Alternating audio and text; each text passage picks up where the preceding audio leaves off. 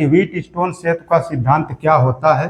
चार प्रतिरोधों को श्रेणी क्रम में जोड़ करके एक चतुर्भुज बना दिया जाता है। बच्चों देखिए, चार प्रतिरोध है, तो चार प्रतिरोधों को श्रेणी क्रम में जोड़कर एक चतुर्भुज बना देते हैं। चतुर्भुज के एक विकर्ण में, देखा ये विकर्ण हो गए, तो एक विकर्ण में धारा मापी, एक विकर्ण में क्या जोड़ते हैं? धारा मापी, और दूसरे विकर्ण में एक सेल जोड़ देते हैं। ठीक।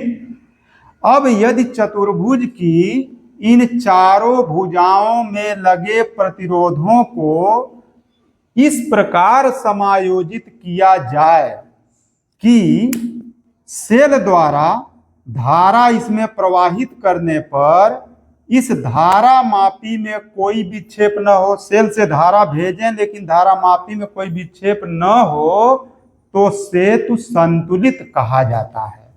ठीक। तो इस स्थिति में क्या होगा फिर? जब सेतु संतुलित हो जाएगा, तो जब सेतु संतुलित हो जाएगा तो इस स्थिति में चतुर्भुज की किन्हीं दो भुजाओं में लगे प्रतिरोधों का अनुपात शेष दो संलग्न भुजाओं में लगे प्रतिरोधों के अनुपात के बराबर होगा।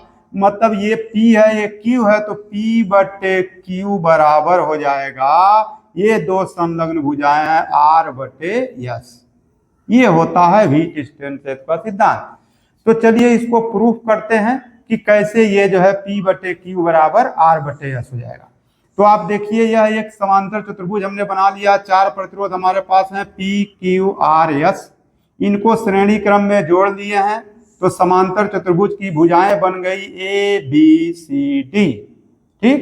एक विकर्ण BD में हमने धारा मापी लगा दिया, और एक तो विकर्ण जो AC बचा है उसमें एक तो सेल लगा दिए हैं, कुंजी लगा दिए हैं K1, जिससे कि इसको दबाएंगे धारा जाएगी, और एक कुंडी K2 है, इसको दबाएंगे तो इसमें धारा जाएगी।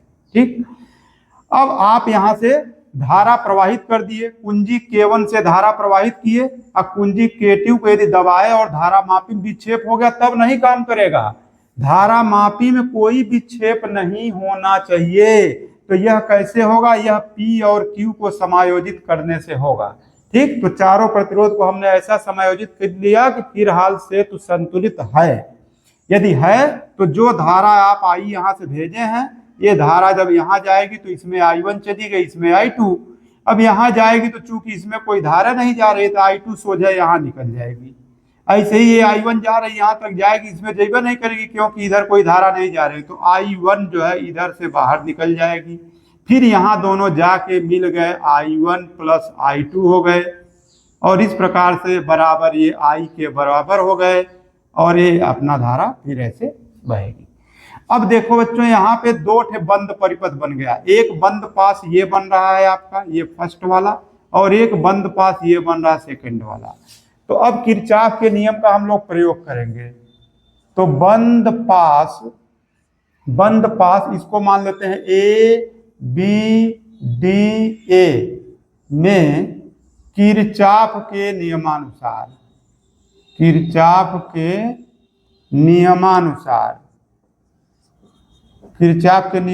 क्या हो जाएगा? किरचॉफ का नियम यही कहा था कि जो धारा है और संगत प्रतिरोध का गुणनफल का बीजगणितीय योग करना है, तो I1 गुणे P हो जाएगा बच्चों, I1 गुणे P। और ऐसे आओगे तो देखोगे इसका डायरेक्शन माइनस में पड़ जाएगा, यानी उल्टा पड़ रहा है, तो -I2 गुणे R अब बराबर हो गया 0। तो I1 P बराबर हो गया I2 R, और ये समीकरण नंबर 1 मान लो। अब ये दूसरे वाले में चलो, तो बंद पास कौन है? B है, C है, D है, फिर B है। बंद पास BCDB में किरचॉफ के नियमानुसार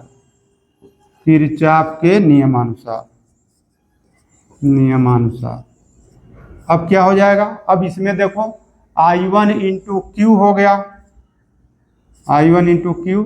फिर इधर से आओगे तो ये माइनस में पड़ गया क्योंकि धारा इधर जा रही है, अब तुम इधर से आ रहे हो, तो -I2 इंटू S हो गया बराबर फिर 0 हो गया। तो I1Q बराबर क्या हो गया? I2S, ये समीकरण नंबर 2 हो गया।